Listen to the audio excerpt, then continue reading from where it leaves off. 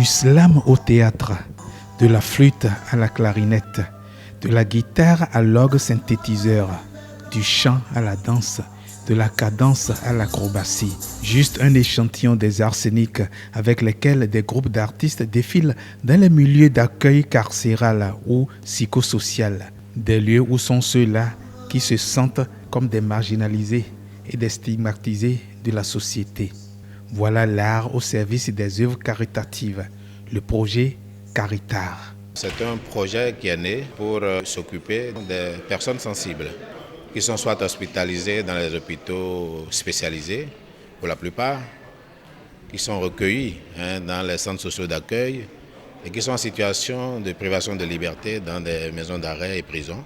La dynamique, c'est de recruter des artistes, de les former pour des interventions artistiques, les envoyer dans ces milieux pour déployer des activités artistiques, soit la mise en place d'ateliers artistiques, soit des offres de spectacles. Et nous mettons également des cellules de projection de films. C'est ça surtout ce que fait le projet Caritar, avec bien évidemment le soutien de l'Union européenne sur le 10e FED, sur la régie projet d'appui à la justice. Caritar, ce sont deux associations, Ibala et Super Acrobates de Cotonou. 3 activités maîtresses dans un lot de 5 lancés depuis 6 mois.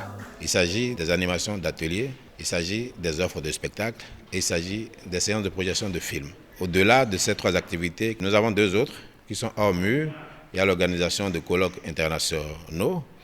Il y a la mise en place d'une plateforme d'information et de communication sur la dynamique, sur ces activités et sur les partenaires.